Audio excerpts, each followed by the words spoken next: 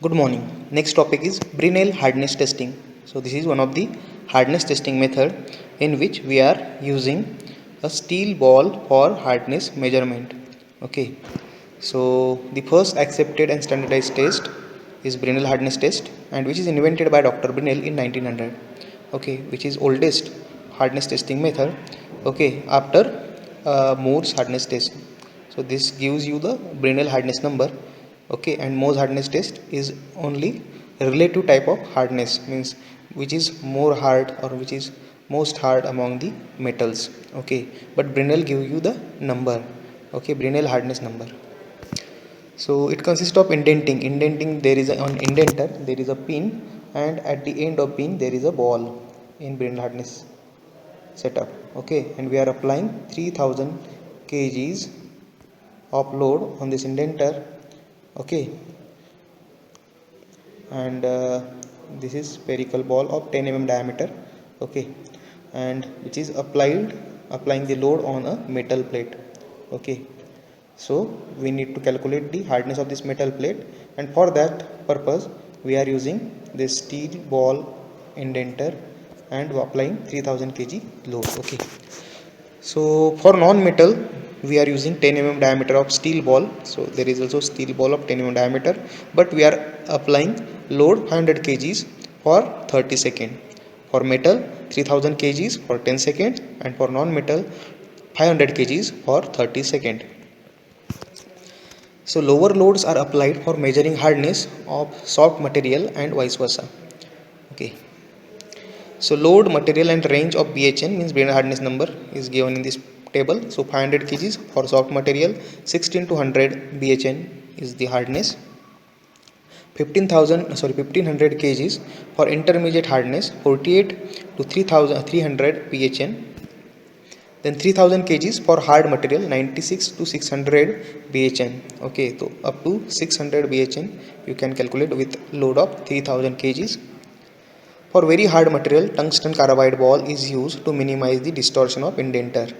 Okay, so you already know the hardness of tungsten carbide is very high. Okay, as compared to steel. So if you are using steel for very hard material, then there will be chance when you applied load, for example 3000 kgs, the indenter ball gets deformed. Okay, and you will not get a proper reading of hardness for the very hard material. So instead of the steel ball we are using tungsten carbide ball for very hard material. So this is the basic introduction of Brinell hardness testing. So in Brinell hardness test, this is our steel ball. Okay, and we are applying load. This is P is load 3000 kgs. Okay, and this is our component or metal plate whose hardness need to be calculated or determined. So when you applied load on the steel ball, okay, what will happen? The steel balls penetrates in the metallic plate. So there is some deformation on metallic plate observed when you applied force on this metal plate with the help of ball type of indenter. So when you remove the force, you will observe a small spherical, semi-spherical deformation is there on the metal plate. Okay, so this is the diameter. Okay, you need to calculate the diameter of this deformation. Means, for example, if you see from the top view, okay, this is our metallic plate, and if you applied load on this metallic ball, what will happen? There will be a such type of penetration or deformation is observed when you see from the top view. Okay, these are metal, and when you applied load with this indenter, this is indenter, and when you remove this indenter, then what will you see there? There is some deformation, spherical or circular deformation you will observe. Okay, and then what you do? You need to measure the diameter of this sphere or circle. Okay, when you measure the diameter of this circle, then there is a formula for Brinell hardness number. Put this diameter in that Brinell hardness number formula, and you will get a Brinell hardness number for this metal. Okay, so this is the basic principle of Brinell hardness testing. Okay, so what is the procedure for Brinell hardness testing? So first, place the specimen freely from dust, dirt, smooth surface on anvil.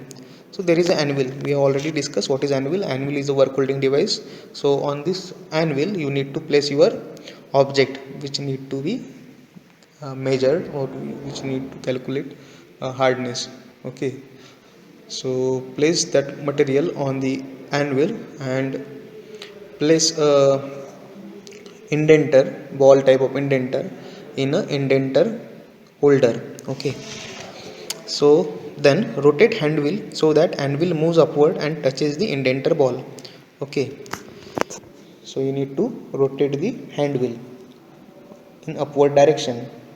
Okay, so on top side there is a indenter, and on bottom side there is a or material specimen. Okay, so when you move upward with the help of screw jack or screw lead screw, then at certain time, after certain time, you will see the metal plate or specimen is touching to the indenter. So when it touch to the indenter, then stop rotating the hand wheel. Then apply desired load mechanically. So there is a lever to apply the load. Okay, so 500 kgs to 3000 kgs, you already know, 500 for very soft material and 3000 for very hard material. So depending on your material, apply the desired load. For example, we are placing 3000 kgs for hard material, so apply 3000 kgs with the help of lever. Then wait for some time. So what is the time? 10 second to 30 second. Okay, then remove the load. How to remove the load? Then apply the lever or rotate the lever in opposite direction. Okay, to remove the desired load. Then what you need to do? Measure the diameter made by indenter by micrometer microscope. So there is a micrometer microscope, or there is a small optical microscope. With the help of this optical microscope, you need to measure the diameter of indentation. What is indentation? So indentation means penetration of this spherical ball on the metallic plate. So the deformation observed on this metallic plate, that is nothing but the indentation. So you need to measure the indentation or measure the diameter of indentation. Okay, with the help of microscope. You cannot do with naked eyes. So it is difficult to measure the diameter with naked eyes. Okay, so after measuring the diameter, take 2 to 3 readings. For accuracy, you need to take 2 to 3 reading at different point location. Okay, and find the average diameter, d average, and calculate the BHN as BHN. There is a formula. Okay, so you need to calculate BHN by putting the values of d average and diameter of steel ball, that is 10 mm, in that formula. Okay, and after putting all the values, you will get a BHN. Okay, and this is our Brinell hardness number for that particular metal. So what are the advantages and disadvantages of Brinell hardness testing? So advantages: surface scratches and roughness have less influence on the Brinell hardness test. Okay, for large surface area, Brinell hardness test is the best because it uses average diameter made by indenter. There are some disadvantages. Because of large indenter, the test is not suited for small object. Okay, there is one disadvantage. Indenter steel ball is likely to deform in testing hard material. Due to this hardness, value may not accurate. Okay, there is a case when you applied very high load on this metal plate with having hard or high hardness. Because of that high load and high hardness of steel metal plate, so steel ball of 10 mm diameter may get deformed. So because of that deformation, you will not get an accurate reading. Okay, so there are some advantages and disadvantages. Next is Vickers hardness test. So this is similar to the Brinell hardness test. Instead of steel ball, we are using a different kind of indenter. So we are using diamond or pyramid type of indenter. and we are measuring here length of diagonal. Okay, we are measuring the length of major diagonal, and we are placing this length in the VHN number, Vickers hardness number, and you will find out the hardness of sample specimen.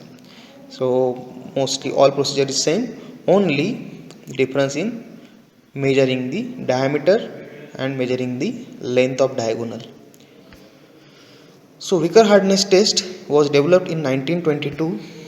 So this test uses the square base pyramid indenter, diagonal pyramid indenter. It included the angle between opposite faces of pyramid is 136. So there is an angle between two uh, opposite faces is 136.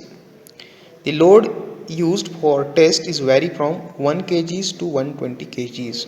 Okay, so only 1 kg to 120 kgs load is applied on this indenter. So procedure: place specimen on anvil, rotate the hand wheel, then apply desired load mechanically 1 to 120 kgs, wait and remove load, measure the length of diagonal made by indenter L, take 2 to 3 reading of at different location and find out the L average, then calculate VHN by putting values in this formula VHN. Okay, and calculate Vickers hardness number for that particular metal. So procedure is almost same, only we are measuring length of diagonal instead of diameter of indentation. So there are some advantages and disadvantages of Vickers hardness number or testing. So advantage: small indentation is made, okay, because of that kind of indenter, does not damage the workpiece, then indenter does not deform during testing, okay, very less chances to deform indenter. Since the indentation made by pyramid indenter is geometrically similar, the VHN is independent of load. Disadvantages: the test required careful surface preparation of the specimen, and the test is slow. Okay, so there are some advantages and disadvantages of Vickers hardness test. Next is Rockwell hardness testing. So in Vickers and Brinell hardness testing, you will observe we are measuring the diameter or length of indentation made. Okay, but in Rockwell hardness test, we are not measuring the diameter or length of diagonal made by the indenter, but here we are measuring, or we are measuring the depth of indentation made by the indenter.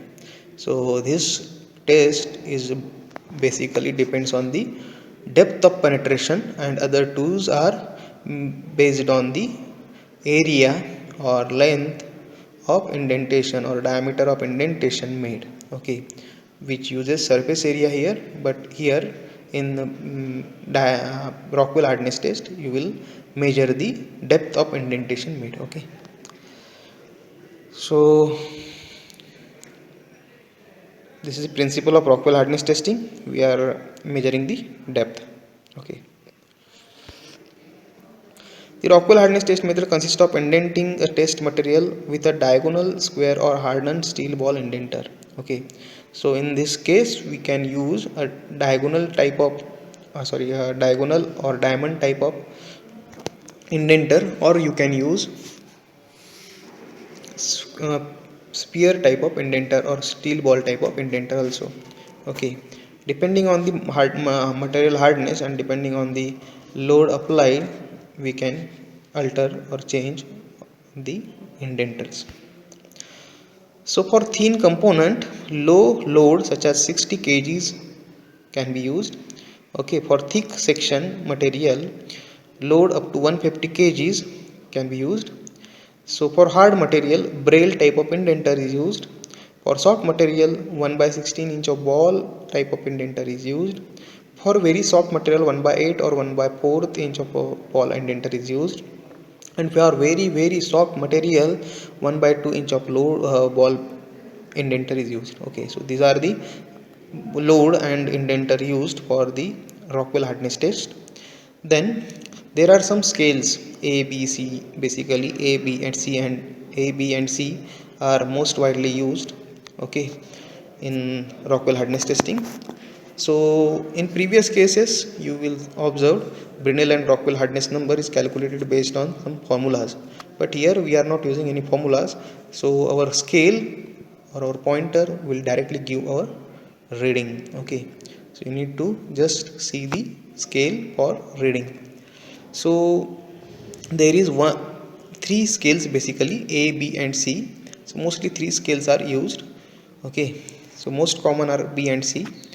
So in B scale, 1 by 16 inch of indenter or 1.6 mm of ball indenter is used. Okay, and a major load is applied on 100 kg and dial numeral are red in color.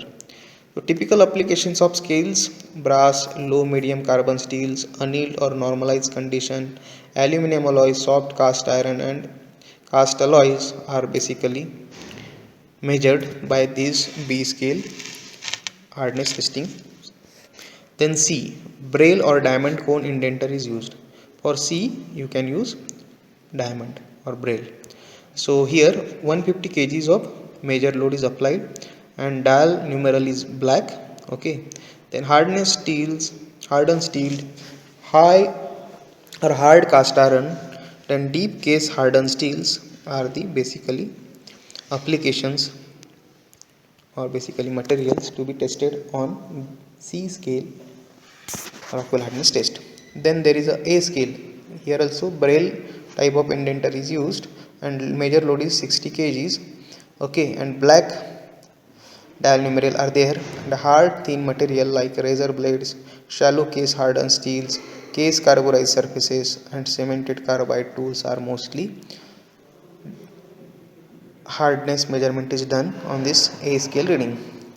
So most commonly B and C are used. Okay, so B for ball, you can remember like this, B for ball. So in B type ball indenter is used, and C for conical or diamond. So conical type or diamond type of indenter is used in C type of scale. Okay, so this is basic introduction and scales and loads used in Rockwell hardness testing. So here you can see there is a major load, so there is also minor load. So we will see what is the procedure for Rockwell hardness testing. So procedure. So first place the specimen on anvil. There is anvil, place a specimen on anvil, rotate the handwheel so that anvil moves upward and touches to the indenter. Then indenter is forced into test material under preliminary minor load F0, usually 10 kgs. So you need to apply the minor load. Okay, then first rotate the handwheel in upward direction again up to red point. Okay, which is intentionally made for minor load application, and this load is usually near about 10 kgs. So after the application of minor load you need to apply the major load, which varies from 60 to 150 kgs. Okay, so you need to apply the load mechanically using a lever. There is a lever, so you rotate this lever in that load application direction, then load is applied. Then you need to wait for some time. For how much time? There is a pointer, there is a scale. When you apply the major load, then the scale or this pointer rotates. Okay, when this pointer rotation stops, you need to remove the major load. Okay, when pointer stops, remove the major load and wait for some time. Then also pointer rotates. Okay, and stops suddenly. So when it stops, measure the reading directly. Okay, you can measure on B scale or C scale or A scale depending on the load applied and indenter used. Okay, so basically when ball indenter is there, 100 kg load is there, so you need to measure the reading from B scale, and when 150 kgs of load is there and conical type of indenter is there, you need to measure reading from C scale. So HRB and HRCs are the reading. For example, 60 HRC, 70 HRB. So these are the readings of that material. Okay, hardness reading of that material. So this is very simple test, Rockwell hardness test, which gives you a reading directly on scale. But basic principle of working of Rockwell hardness test, it gives reading according to the depth of penetration made by indenter on the or in the material plate. So this is a procedure, we already discussed it. First no load applied, then minor load applied, then major load applied, then major load removed, then measure this ring reading, and then minor load withdrawal. So this is the process.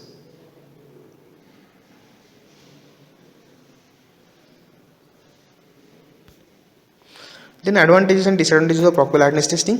So advantages, both type of indenters are used here. Very small indentation is only made, okay, because it performed hardness or it measure hardness in the depth of penetration. So readings are obtained directly on dial, no calculation is required, and this test is very fast. Disadvantages, surface should be clean and free from defects. Thickness must be sufficient so that the indentation does not reach to the other surface of the test piece. Okay, so thin sheets most commonly mostly not measured here. Okay, thick section, for thick section Rockwell hardness test is very good test, and for thin section you need to go to the Vickers hardness test or Rockwell hardness test. Okay, there is a type of scale is there also for thin section, but more commonly this test Rockwell hardness test is used for thick sections. Then last one is Mohr scales or Mohs scales. So this is the Mohs scale, you can see this is Mohs scale. So it gives the relative hardness of all materials here. So talc is 1, then gypsum 2, then calcite, fluorite, then apatite, then orthoclase, then quartz, then topaz, corundum, and diamond. So 1 is given to the talc and 10 is given to the diamond. So from according to this reading, talc is having very less hardness and diamond is having very high hardness. Okay, and there is some other materials. This is plastic, anil, aluminum. This is also a relative scale. So silicon carbide is highest, having highest hardness, okay, among these materials. So these are the relative type of scales, and these are some absolute type of scales. So you will get directly reading on scale or directly reading by calculating some values. So these are the hardness testing methods.